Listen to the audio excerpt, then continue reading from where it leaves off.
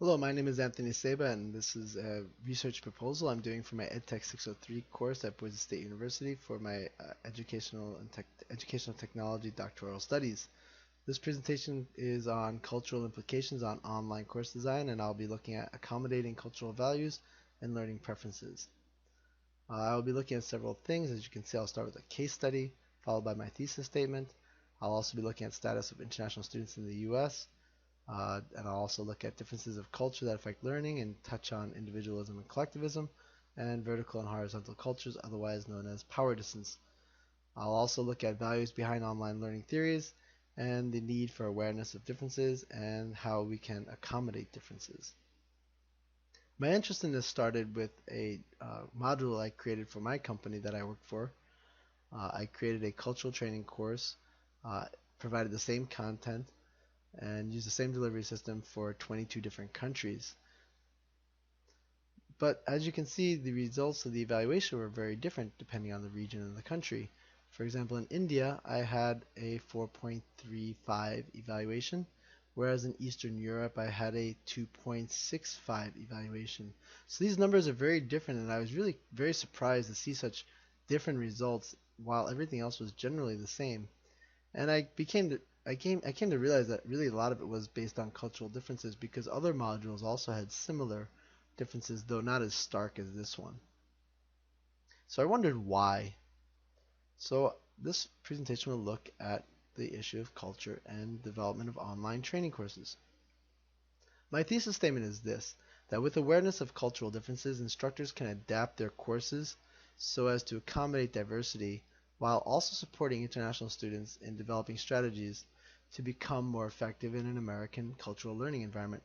Now, this is not directly related to the corporate environment, but it is related to adult learning as well as the idea of people from different cultures uh, working together in online courses. I've created a model here that helps to demonstrate what I'm working towards, which is an integrated multicultural online learning environment. And there's two key terms here, integrated and multicultural. From the organizational perspective, we want to be looking at accommodating differences of individuals, from the group working down towards the individual. However, on the individual's end, I'm also looking at adapting to the values of the learning environment. So the onus here is on the individual to adapt to the group. And this can include the learning environment, such as the learning management system and the educational theories and constructs and values behind that, as well as the specific cultural context, which in the case of the United States, of course, is American values, but in the case of my company, it might be a Korean organizational culture. So that's the specific cultural context there. Underneath all of this is the awareness of cultural value differences. With awareness, we can then begin to start accommodating differences and adapting to differences, but without awareness, it's quite difficult to do so. So let's look at the status of international students in higher ed in the United States. The international students population has been steadily increasing since the 1950s, with over 3.7% of the student population now being international students. Worldwide, there's 723,000 students from overseas out of about 20 million students in the United States education system, higher education that is. A large majority of those students come from China and India and South Korea. Also other countries such as Taiwan, Japan, and Vietnam. As you can see, most of these countries are Confucius heritage cultures. And if you look also excluding Canada, all of these countries are also collectivist cultures, whereas the United States is a very heavily individualist culture. Many of these international students are experiencing difficulties adapting to American learning, online as well as offline. Issues have to deal with language proficiency, relationship building, collaboration, and communication. As you can see, a lot of these are related to differences in style. If we look at individualism and collectivism, you can see some examples here of how they are quite different. Individualism really focuses on I, the individual, whereas collectivism really focuses on we and being part of a group. For individualism, speaking one's mind is a characteristic of an honest person, whereas in a collectivist culture, speaking one's mind could be seen as an attempt to throw off the harmony of the group. Individualists speak in a low context communication style, which means very direct, whereas collectivism cultures speak with a very high context communication, indirect style, not saying directly what's on their mind. In the area of education, the purpose of education for individualists is learning how to learn and focusing on the process, whereas for collectivists, it's really focused on learning how to do something and getting results. So for individualists, tasks are the goal. For collectivists, relationships are really important. Another key dimension is power distance, or what's also known as vertical and horizontal cultures due to the concept of hierarchy. As you can see again, horizontal cultures focus on equality, whereas vertical focus on strong hierarchies. Uh, in horizontal cultures, they have the freedom, individuals have the freedom to challenge the opinion of those in power, in this case, teachers in the context of education. Whereas in vertical cultures, teachers are respected and not challenged. To do so would be considered a very strong affront to the authority of that instructor or teacher. Taken together, horizontal and vertical, or power distance, and individualism and collectivism are really strongly related. And there's four possible culture types that can be looked at: horizontal collectivists, vertical collectivists, horizontal individualists, and vertical individualists.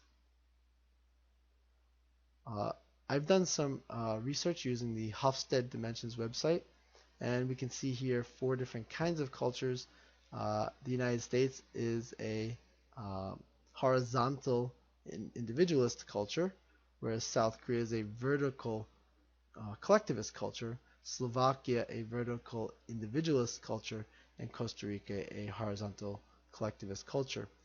The two on the right, vertical individualistic and horizontal collectivistic, as you'll see, are very uncommon. So the distribution of culture types using the Hofstede's dimensions, I did this myself. I found that 68% of the cultures represented in the Hofstede dimensions are from vertical collectivist cultures, as you can see, the dominant group in the world. Whereas we have horizontal cultures and vertical individualist cultures represent only 8% each, and horizontal individualistic cultures, such as the United States, represent 16% of the world's cultures. Looking at these, breaking them down to uh, how moderate or highly vertical, horizontal, collectivistic, or individualistic a culture is, we see some really interesting things. As you can see here, strongly vertical and strongly collectivist societies are the most dominant group in the world. Whereas, for example, strongly horizontal and strongly collectivist cultures don't exist according to the Hofstede research. Same thing here, strongly vertical and strongly individualistic cultures don't really mix. So as we can see, the most common kind of high would be a low horizontal and strong individualistic culture is the most dominant for the HI construct. So what are the values behind online learning? Well, most researchers and practitioners are advocating socio-constructivistic online learning design. And there are many different research articles that you can see this is the dominant online learning design in American research. But the question here is, are socio-constructivistic approaches to learning the most effective? Also, are American values, which are horizontal individualism, aligned with socio-constructivistic learning values? Well, I found a research article by Snyder, 2009, which looked at different kinds of values and methods used for online learning that are aligned with a socio-constructivistic learning theory. The first value is to cultivate a learner-centered environment. The second value is to leverage community synergy. The third value is to respect individuality, diversity, and experience. The fourth value is to focus on real-life problems. And the fifth value is to promote self-directed learning. Now, while all cultures might agree with many of these, the way that this is the way that this comes out is very different depending on the way the culture perceives them based on their values and their world constructs. So Snyder provided 13 different methods that are used from a socio-constructivistic perspective. And what I'm going to be doing in my paper is looking at how each of these can be constructed and construed very differently in a vertical culture or a horizontal culture or a collectivist culture or an individualistic culture.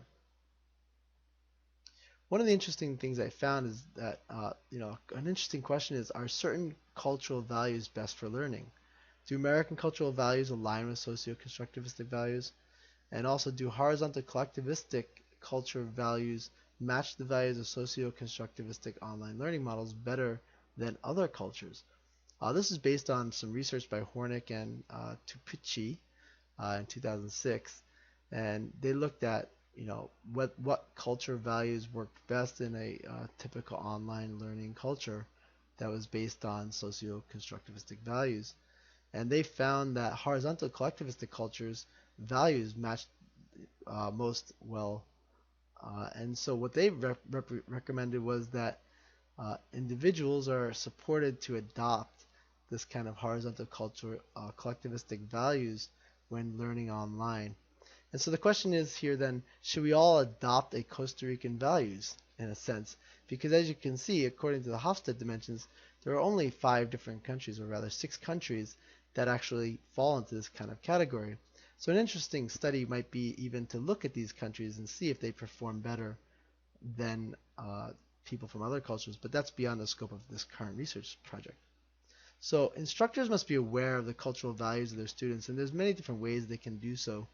One is to predict the differences based on a knowledge of what kind of students they might have in their course by using tools such as the Hofstede National Values Surveys tool, available for free use on his website.